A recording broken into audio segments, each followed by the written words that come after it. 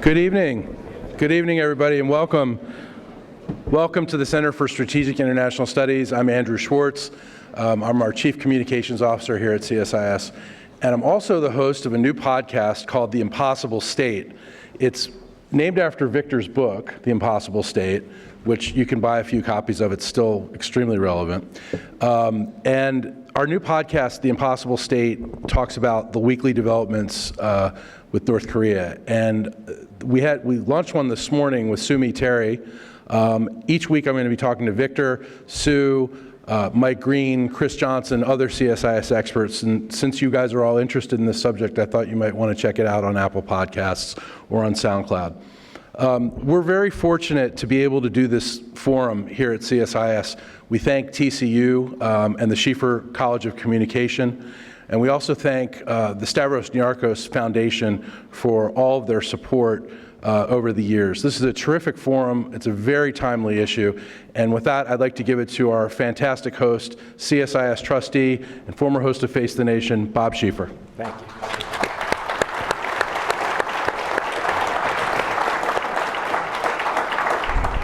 Well, I tell you, we've got a real star here because Andrew tells me this is one of the largest crowds we've ever had, and we've been doing these things for about 7-8 years. So, Victor, you ought to feel complimented here. The official title of this one is the Cancel Summit. The subtitle is We'll See What Happens. Our guest, of course, is CSIS's own Victor Cha, truly one of America's foremost experts on the Korean Peninsula. He was the Asia Director on the National Security Council during the Bush administration, deputy head of the delegation to the six-party talks. He's a professor at Georgetown, the author of 5 books, and is widely known throughout the international and diplomatic community. Margaret Talev is the senior White House correspondent for Bloomberg News. She is the current president, the most thankless job in the world, of the White House Correspondents Association. Thanks, Bob. You all read the news, don't you? And after serving as a reporter for, among others, the Los Angeles Times and McClatchy newspapers, she has won multiple awards for her reporting. I want to start out with a little personal note, Victor. Last Monday, in this very room, when CSIS hosted Henry Kissinger's 95th birthday, it seemed from the talk among administration officials that something had changed. I had introduced my wife to someone I will identify as a senior administration official, and it was just party talk, but she said, well, is it going to happen? And to her surprise, the answer was, well, if I were a betting man, I would bet no. That was on Monday. Tuesday, the South Korean president came here. Wednesday, or when was it, Victor? Thursday?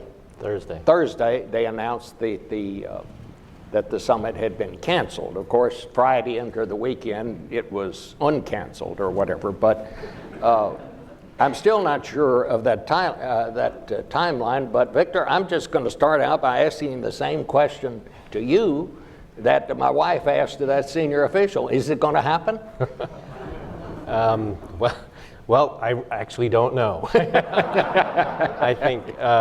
I certainly think if we compare, Bob, where we are today to where we were last Monday, probably there's more of a chance of it happening. I mean, we actually see movement on the ground now. We have sort of 3 different dialogues that are taking place now with Joe Hagan's team in Singapore, and Joe Hagan was actually in the White House when I worked there, and when your brother was in the government as well, and so they're largely doing logistics, I think. And then you have Sung Kim, the diplomat, Philippines ambassador, formerly. We worked together on the six-party talks, leading a team in Panmunjom, and my guess is they're working primarily on joint statement type of stuff, would be my guess. And then I think the most important meeting is the one that's happening in New York with this high-level North Korean official who is either here or on his way or in New York and meeting with Secretary Pompeo. I think probably having dinner with Secretary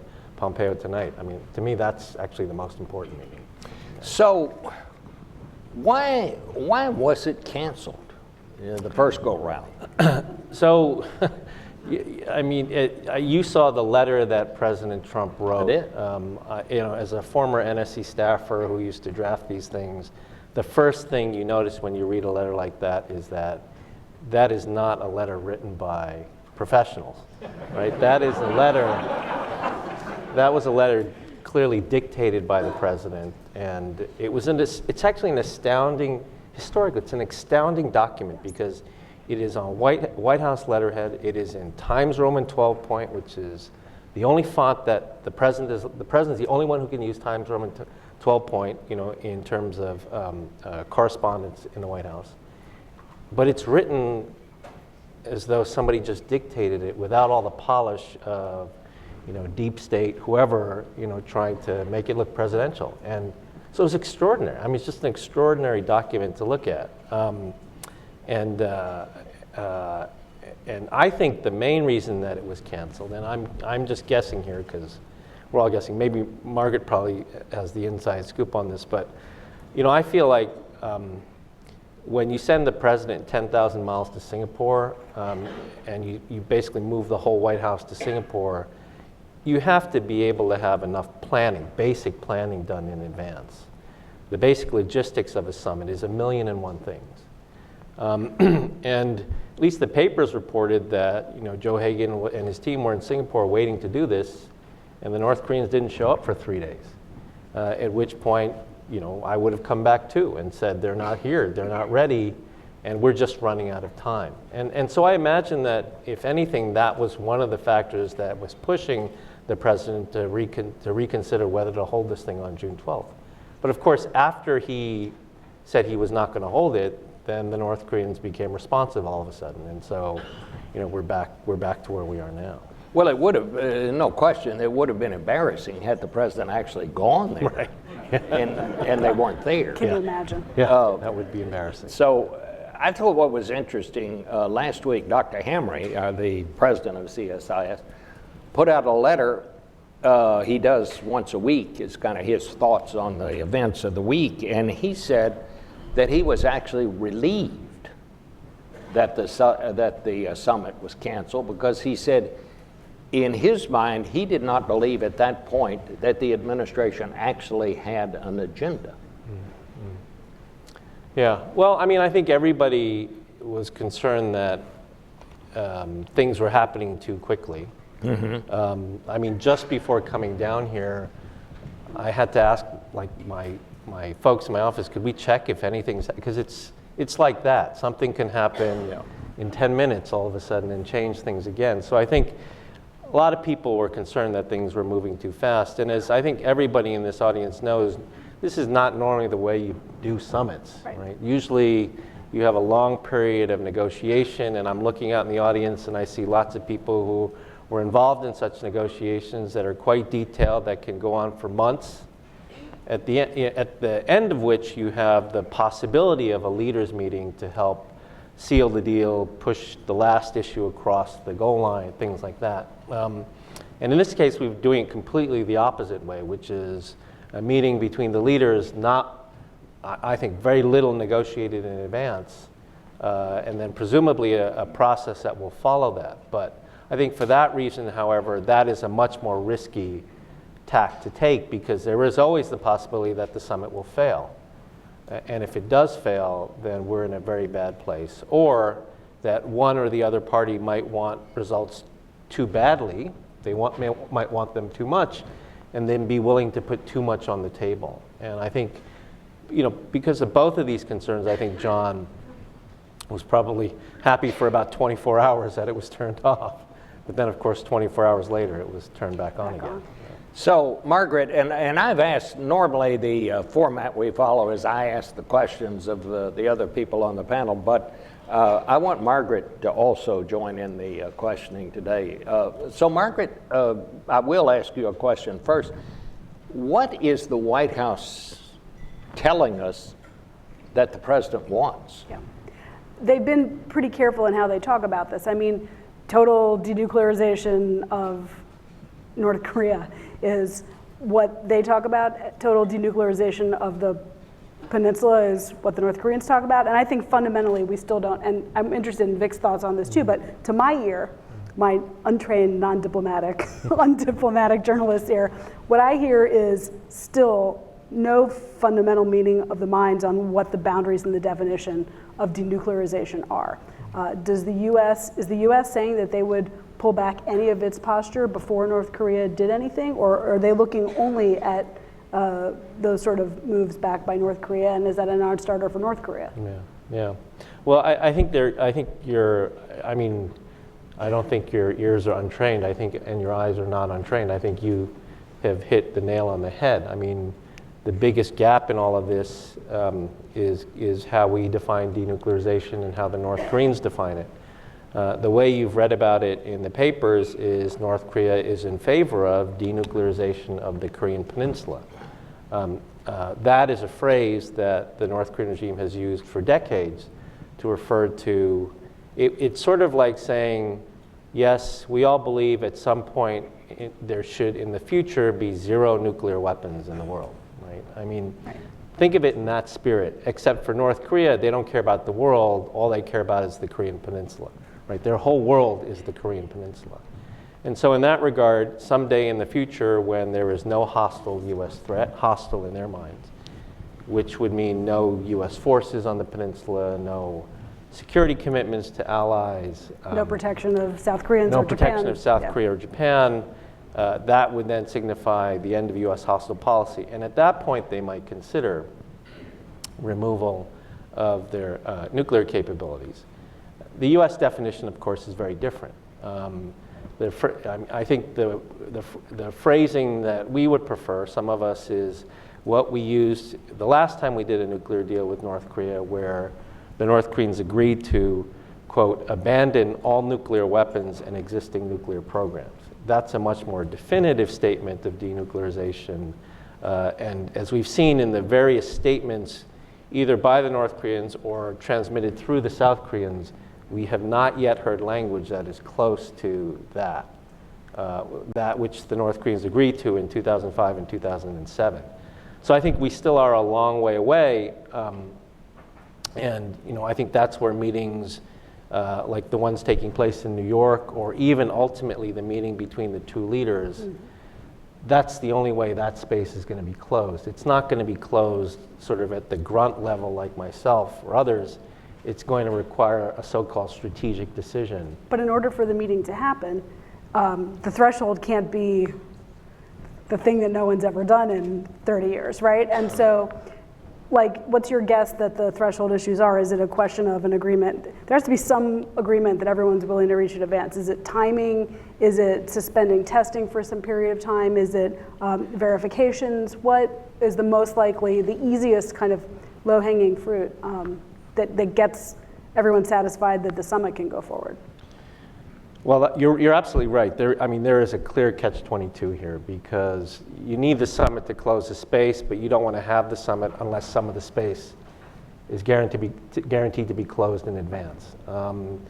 And I don't think, given North Korea and their negotiating history, I don't think there's an easy way out of that catch-22, and it's a decision that has to be made by the president to decide whether I'm going to go into this meeting with more uncertainty than I'd like. As you all know well, with summits, normally 99%, or maybe actually 101% of a summit is scripted in advance. And in this case, with North Korea, you'll be lucky if 5%, 10% is scripted in advance. Really? And so is the President of the United States going to be comfortable walking into this situation? I would say that most US presidents, perhaps with the exception of one, would not be comfortable walking into that situation. You're talking about the one who's the one yes, now? Yeah, yes. okay. There is one president that maybe, yeah. Dr. Chand, does anybody on the US side really believe that the North Koreans are ready to just say, okay, we've got, how many weapons we think they have? 20, 60, something like that? Anywhere between 20 and 40, Does anybody really think that they're going to say, okay, just back the truck up here to the warehouse and we'll load up these weapons, and it took us all this time to build them, but we're ready to let you have them now? That's not going to happen, is it? I don't think so. I mean, that's very hard to imagine that the North Koreans would do that. But does the president think that's possible? It's a great question. He may have people around him that tell him, Mr. President, this is not possible, or we don't think it's possible. But I think this president has great confidence in his own negotiating abilities. And maybe... Does that worry you, or does that give you confidence? Sure, it worries me a little. I think somewhere in the back of his mind, he must understand that this is not an easy thing to do. But then this also gets to Margaret's question. So is there a win set there that might be politically acceptable for them to consider this a success, right? And so we're entirely in the realm of speculation here, but I think one of the most important things on the radar screen for this administration must be long-range ballistic missiles, because this was the newest threat from North Korea that emerged during the first 12 months of the Trump presidency. 2 lofted trajectory ICBM tests, which if tested at range, experts say could easily reach Guam, Hawaii, and maybe good parts of the United States. That is the direct homeland security threat. And so I would imagine that would be something that we would want to see some progress on. and that is undeniably important. But in the end, the most important thing, I think, is, or the most important first indicator of whether this is something that anybody could live with, an agreement that would actually make us more secure, not less secure, would be whether the North Koreans commit to a full and verifiable declaration of all their capabilities. Because the last time this broke down, that's where it broke down. In 2007, 2008, we were at the point where North Korea had to give a declaration. And they did not. Well, tell us exactly what does that mean? So a declaration would be a full declaration of all their weapons, all of their fissile material, all of their so nuclear weapons, fissile material, ballistic missiles, basically everything, right? And everything and also tell us where it is. And tell us where it is, so it can be know. verified. So it can be verified, yes. And that is, I mean, that's a lot. I mean, just on the Yongbyon nuclear facility, the one that you always see in the news, just there alone, and this is all unclassified information, there are over 300 buildings just in that area that, that would all have to be declared and verified. So this is not a small feat. Yeah. But at the same time, if there were anything that would demonstrate that there's something different today than in the past, that would be the thing. Margaret? Would that be enough of a takeaway to declare the summit, something that had accomplished something big? I mean, I think if there were a sort of a verifiable end to the long-range ballistic missile program, and a full declaration that would be subject to full verification by international inspectors, that would be definitively better than where we are today, and potentially where we've been in the past. When you say verification and ballistic missiles, my mind immediately goes to a different place, where there was a different deal that the president just... So what parallels or lessons or threads do you see, or maybe you're not thinking about it in this context, to the Iran deal, to the Libya arrangement that the National Security Advisor, perhaps unwittingly, I don't know, made a reference to, that caused so much consternation, to some of the Cuba policy that the Obama administration had relaxed and this president has sought to undo. When you look at some of the other, but I would say Cuba's even like a side issue, but particularly with Iran, when you look at Iran, do you see any parallels or lessons or ways that would impact this set of negotiations coming up? Well, I think by walking away from the Iran deal, the administration actually put more pressure on itself for the North Korea deal, because essentially they were saying that what was achieved in Iran was not good enough, right? And that was the way they certainly framed it to the public and towards the North Korea negotiation, is that they are not looking for an Iran deal in the North Korea negotiation. They're looking for something that's much more comprehensive. And so that actually, I mean, whether you agree with it or not, it's a principle that they've stood on, but that puts tremendous pressure on the president himself to get something better than the Iran deal, when the history of the negotiation shows that's very difficult. That's very difficult to do.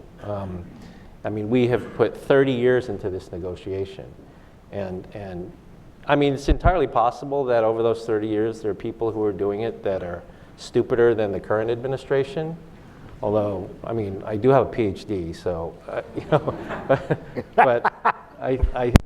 but you know, I think that they work very hard at this, and the problem was not the way we negotiated. The problem is that the North Koreans don't want to give up these weapons. I mean, let me ask you this: what do you think the North Koreans expect to get from this? Yeah. Well, I think they have been preparing for this meeting for a long time. A meeting with the U.S. president as a nuclear weapon state. The handshake alone would be very important to them. You know, they are a small country that's looking for respect in the international system. The North Koreans have demarched us many times where they've said, you know, you have relations with almost every country in the world except for like 2 or 3, and we're one of those countries. And so I think they see that as very important for their own pride, national pride. But you know, what I think they do want some sort of peace agreement with the United States. But I think what sometimes we make the mistake of doing is we see them saying they want some sort of peace agreement, and then we draw a direct relationship with the desire for opening and reform and giving up all their weapons. Right. And no, I mean, I think they want a peace agreement with the United States because it validates their nuclear weapons status. It ensures that the U.S. will not attack North Korea, because if you sign a peace agreement, presumably you're not going to attack. And then third, I think the thing that people don't focus very much on is that if the United States agrees to peace with the North Koreans, that removes, in North Korean minds, a lot of obstacles that they see to North Korean access to international financial institutions, like the IMF, the World Bank, the Asian Development Bank, for development assistance. About 15 years ago, the North Koreans kicked all the NGOs and humanitarian groups out of North Korea, saying, we don't want your humanitarian aid anymore. We're really focused on development and development assistance now. And the United States and Japan have been the 2 countries that have really obstructed the ability, I mean, there are other countries, but the United States and Japan are the primary actors in terms of access to you know, the international financial institutions.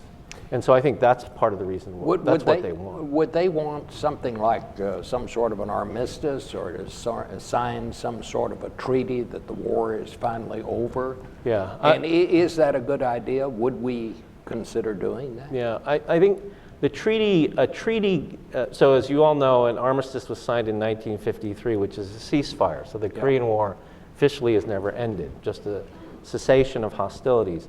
A peace treaty is more complicated because then there's a question of ratification. But some sort of, I think what certainly the South Koreans and maybe the North Koreans and maybe the United States are looking more towards is some sort of political statement that the 3 countries intend to step away from the hostilities and support a permanent peace regime on the Korean Peninsula. And nobody's against peace. I mean, I think we all want peace, and we all would prefer that to conflict.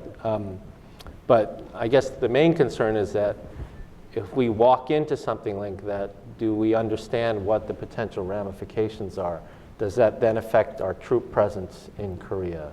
Does it affect our the credibility of our alliance commitments? Is this actually something that enhances our security? Or does it not enhance our security? I mean, these are all the sorts of questions that need to be thought about going into a meeting like this when the president is going to be the negotiator. What role has China played in all of this, and what does China want here? So China has been much more active in the last few weeks than they've been in quite some time. When the North Korean leader came to power about 6 years ago, the Chinese had virtually no interaction with him.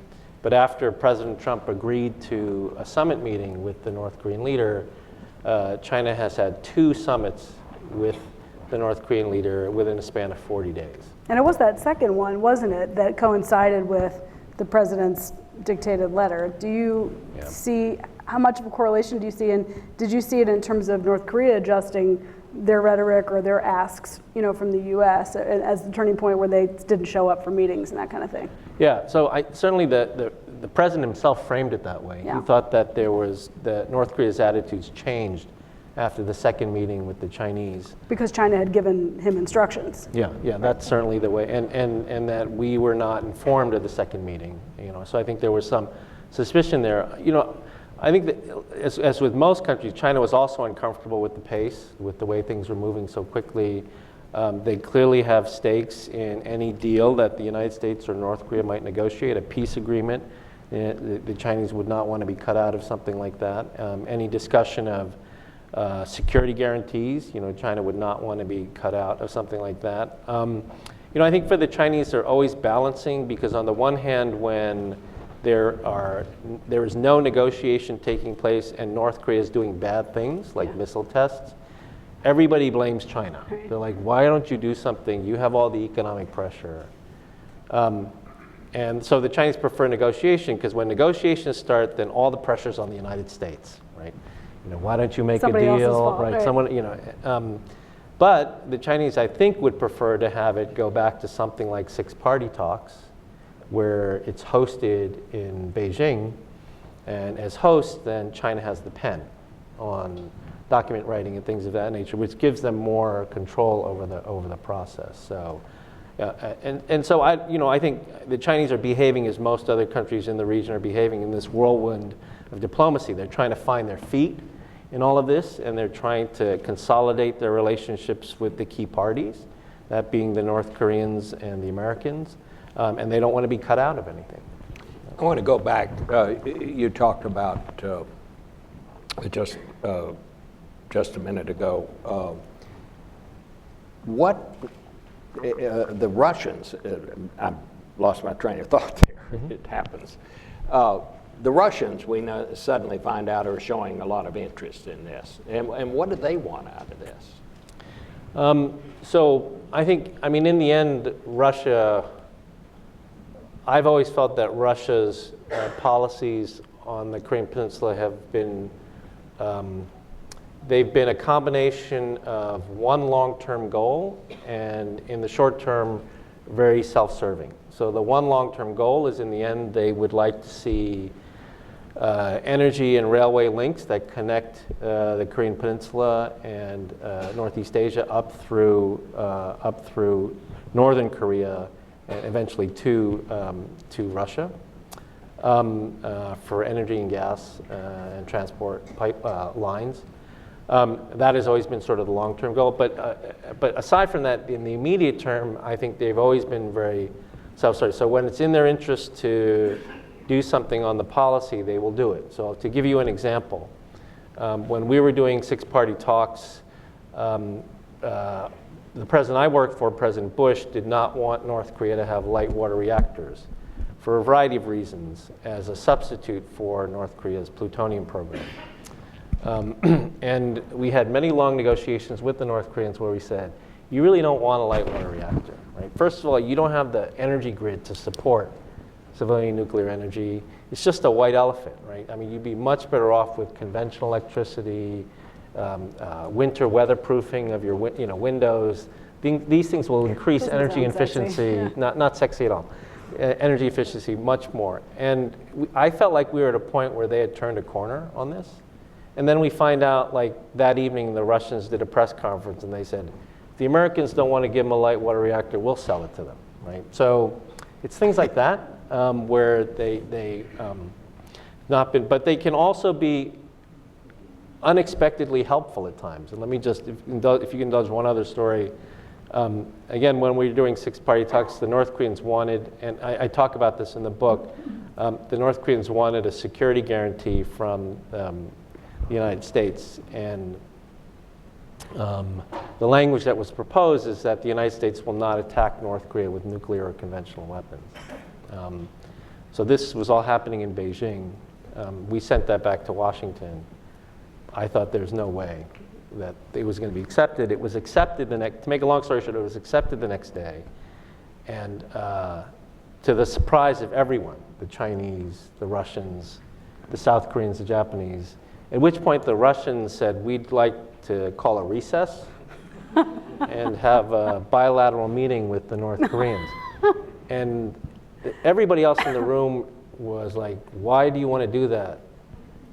Let's do this before the Americans change their minds, right? Let's get this on paper before the Americans change their mind. To make a long story short, the Russians wanted a bilateral meeting. Anthony will remember this because the Russians wanted to tell the North Koreans that and it's still in the joint statement today, the United States will not attack North Korea with nuclear or conventional weapons. They wanted to tell the North Koreans that is a negative security assurance, and that the Soviet Union could not get that from the United States throughout the Cold War.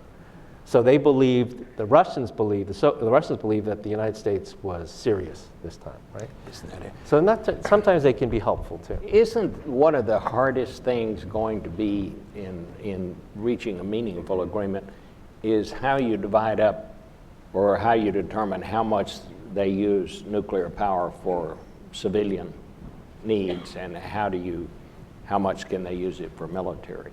Yeah. I mean, yes, and I think if all of us could have our first choice, it would be that they really do not need civilian nuclear energy. Yes, of course, there are modes of civilian nuclear energy that are much more proliferation resistant than what they currently have now in terms of plutonium production facilities. But again, there are many ways to make North Korea, to bring energy to North Korea, most obviously conventional electricity pumped up from the south, that make a lot more sense than a need for civilian nuclear energy. Nevertheless, it would surprise me if the North Koreans did not continue to demand the sort of top of the line civilian nuclear energy, although they are now apparently building their own light water reactors. There are two other factors that we haven't talked about, and I'm wondering whether you think either of them is really relevant in any way in terms of shaping the U.S.'s leverage or how President Trump thinks about the summit going into it. One is the 3 Americans who were held and just released by North Korea. They're back.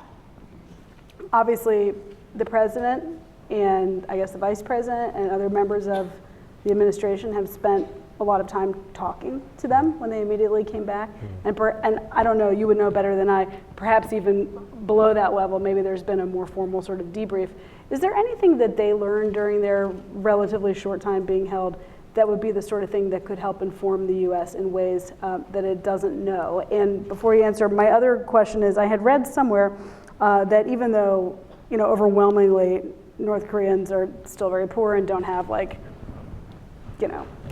3 of these in every household, that there is more communication with the outside world than there used to be. And I'm wondering if that is in the Arab Spring, that obviously mattered a lot. If that is affecting the stability situation in terms of Kim's hold inside his country. Yeah. So on the first question, so Margaret's referring to these 3 Americans who were detained by the North Koreans for, in one case, sort of well over a year, right? And they were eventually returned. First thing I would say in this regard is I would direct you to our website and to read a piece that was written by Ambassador Bob King, who's in the audience here. Bob was President Obama's special envoy for human rights abuses in North Korea, and he wrote a very good piece about these 3 Americans and about how it was handled in a way that's very different from the way these cases have been handled in the past. And so that's the teaser, but you should go read it. I think they've certainly debriefed. It's not clear to me how much information they might have gathered. These people, when they're held in captivity, are basically kept in a room with very little access to the outside world. They do, they do labor, and my understanding is that they didn't have much notice at all that they were being taken out of the country, except that at one point they were transferred from labor detail to being put in sort of accommodations that were something like a hospital, basically a recuperative facility. Nicer. So, nicer, Yeah. And so that might have been some sign, but aside from that, it's not clear to me how much they could have gleaned from that. The technology question. Oh, and the technology question. So yes, I mean one of the interesting, to me, one of the most interesting things about North Korea is how there is continuity at the political level and at the security level in terms of the threats and the closed political system, but at the societal level, North Korea is changing a great deal. Our research shows that there are now well over 300 markets now in North Korea, officially sanctioned by the government, and scores more of unofficial markets.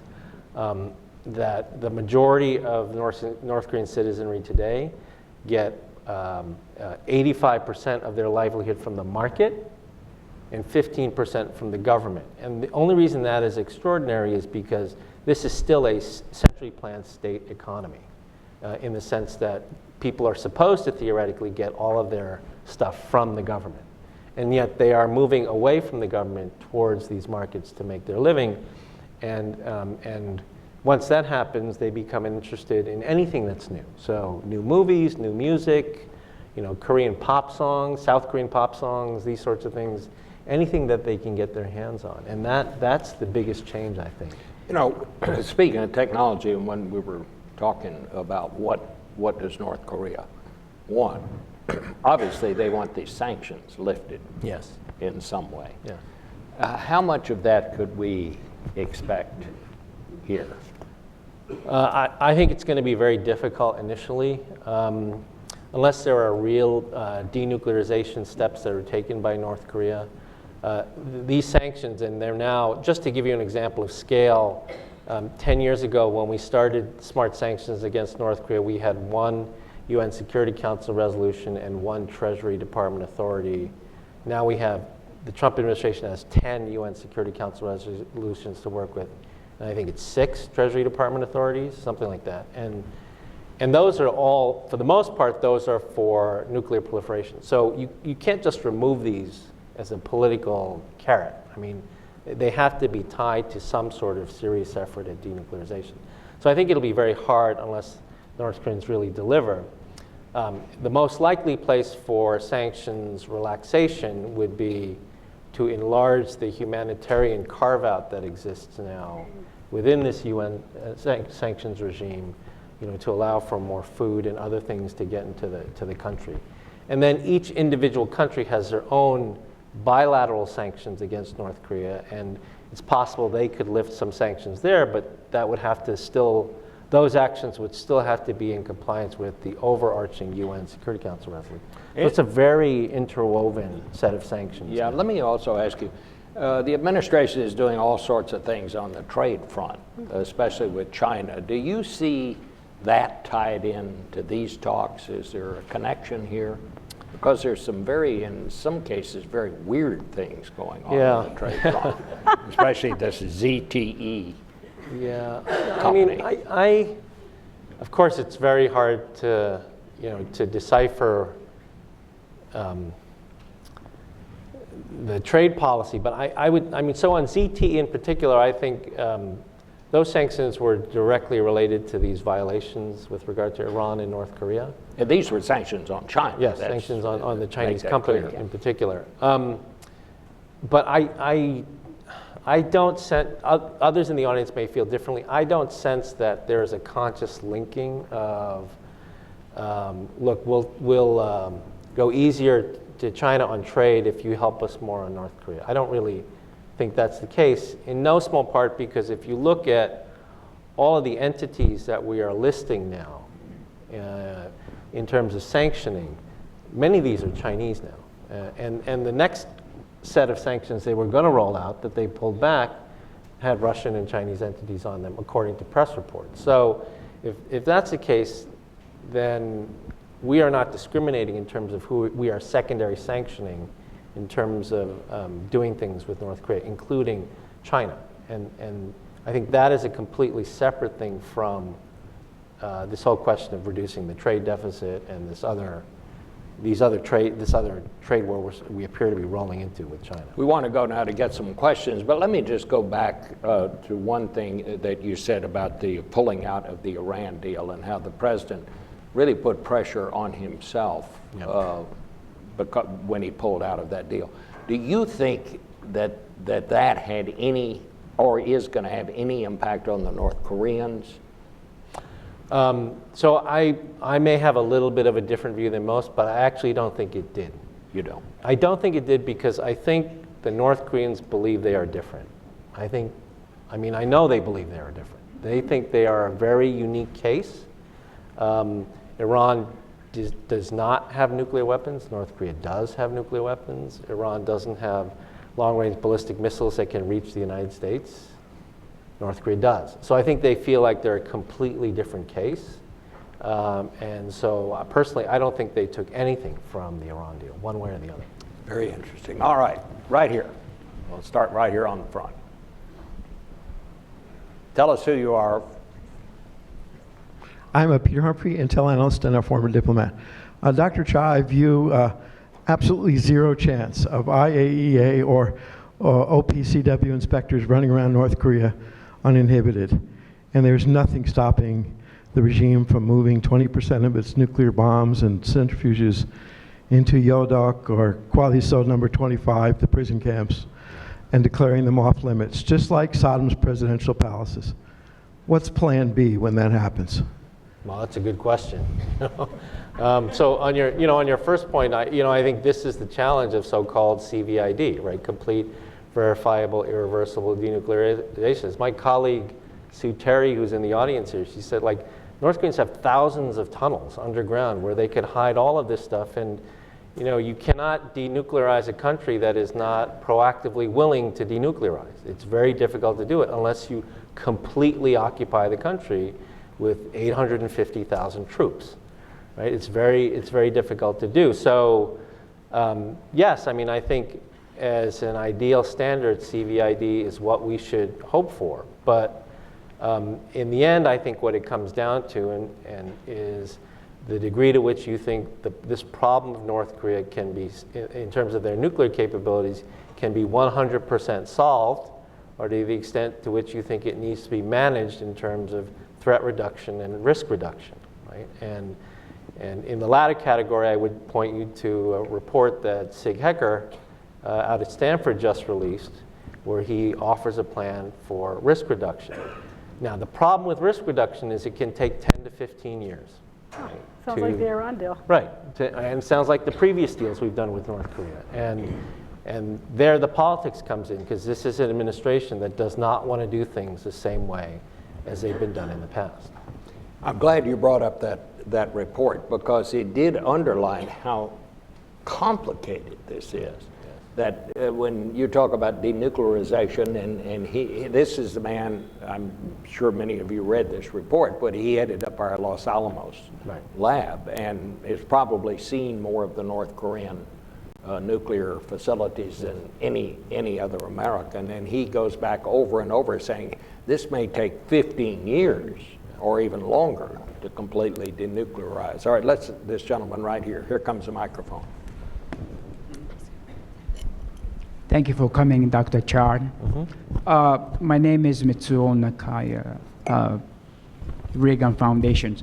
According to nuclear experts, as Bob mentioned, when you talk about complete denuclearization, it may take 5 to 10 years or even longer.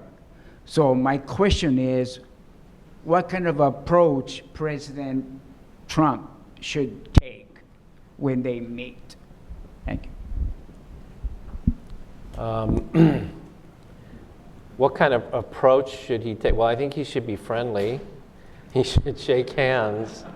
Again, on the nuclear issue, I think there will be, many of his advisors will tell him, what are the challenges and what are the things that we need up front to show that this is a credible deal.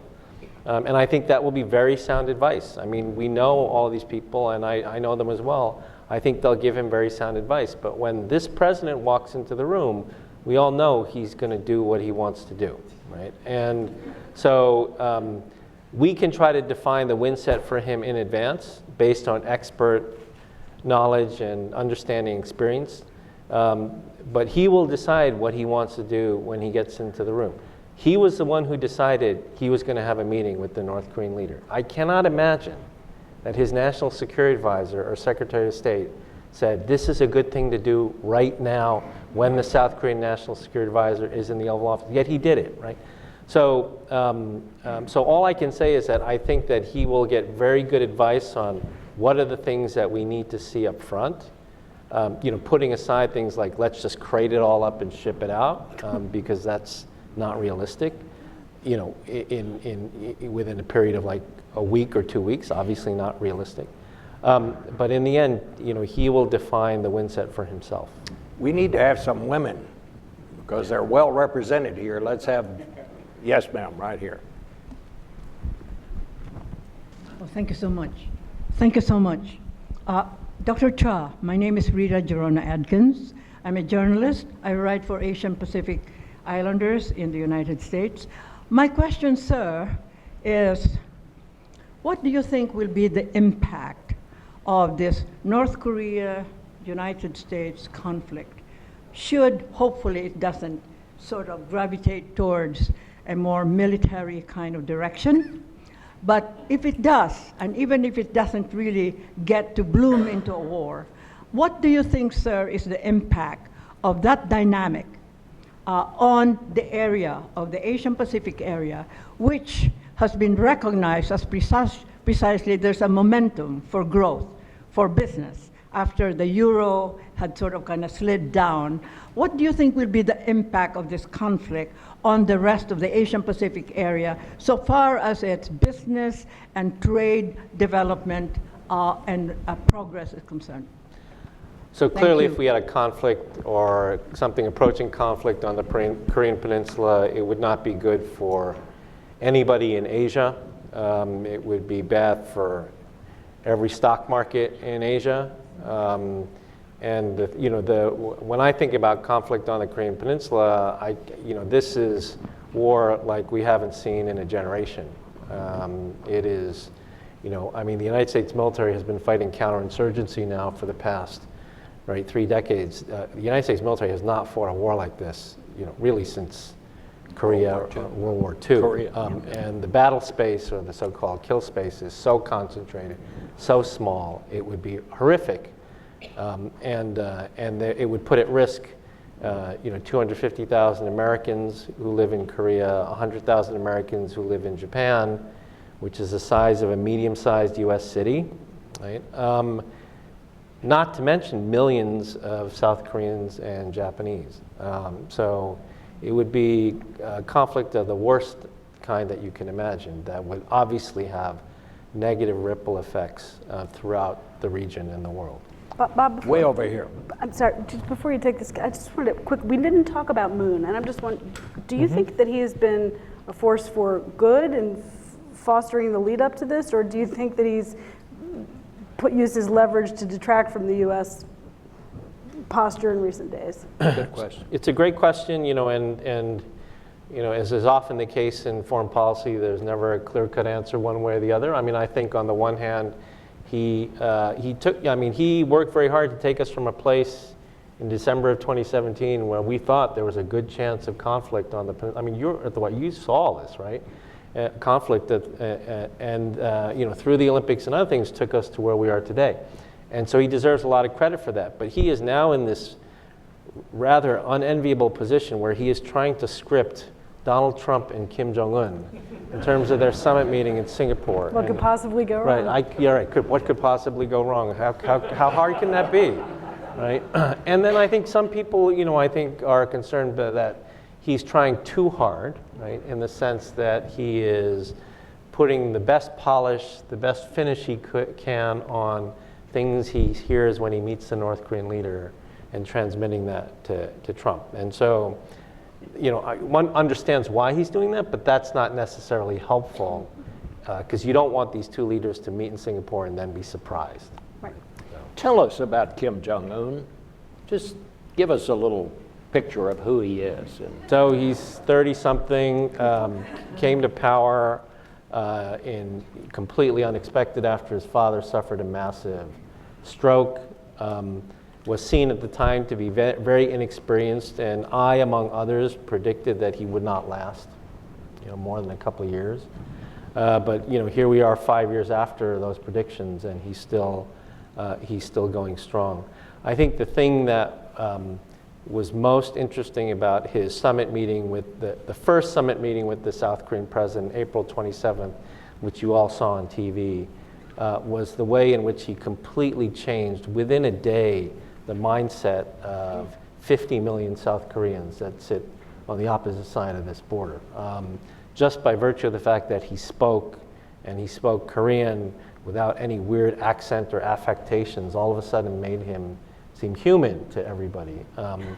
And so I think we're still trying to figure him out. I mean, he clearly is trying to accomplish something on a grand scale in a meeting with the US president. At the same time, he has killed both his uncle and his brother. And he, aside from Mike Pompeo, the only other American that we know he's met is Dennis Rodman. So you figure this out. I can't figure this out. This man right here has been holding his hand up. Yes, sir. My name is Cammy Butt. I'm with the Pakistani Spectator, and my question is about Chinese role or manipulation. Because China was able to use Pakistan against India and to some extent against US as well. As you know, Bill Clinton was willing to give $1 billion to Nawaz Sharif on July 4th when there was a conflict between India and Pakistan. And I'm asking this question because if you see these two head of states pictures, South and North Korea, he come across as a very insecure young kid. He is like asking South Korean head of state, save me from this crazy country who love to use nuke on Asian.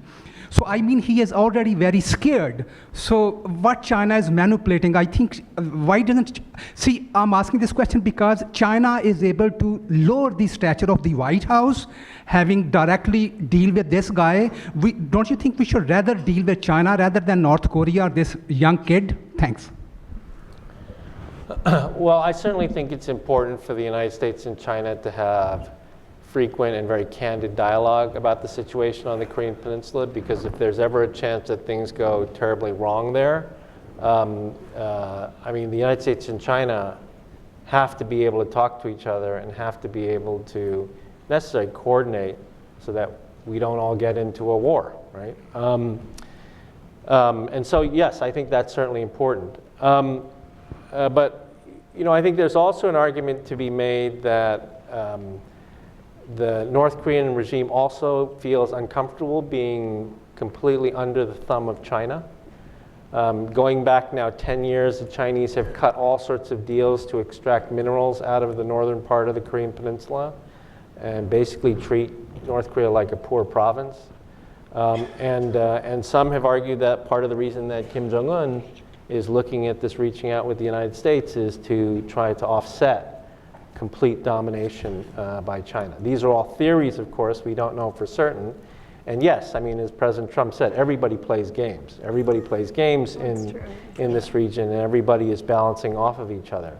So that's entirely possible that might be one of the reasons why the North Koreans are doing this, and also one of the reasons why the Chinese sought 2 meetings within 40 days when they wouldn't meet with the leader for 6 years, because they're playing their own game of trying to not get cut out and to keep the North Koreans on their side. Well, I'm very sorry we're coming to the end here. Let me just ask the final question. How would you describe your feelings about this? Now, are you optimistic, pessimistic, skeptical? How would you sum up how you feel about what's going to happen if it happens? So I think, so this is an issue that, as a scholar, I've studied it for, for 25 years. I've written 2 books on the topic, countless articles, and then I've also participated in the negotiations. So I do feel in that sense that we are coming upon a historic moment. I think June 12th will, if it happens, will be historic. But there's historic good, and there's historic bad. And I'm just not sure. There's historic, which way I'm this not is going to sure. go, but it will be historic one way or the other. Yeah. Thank you all very much.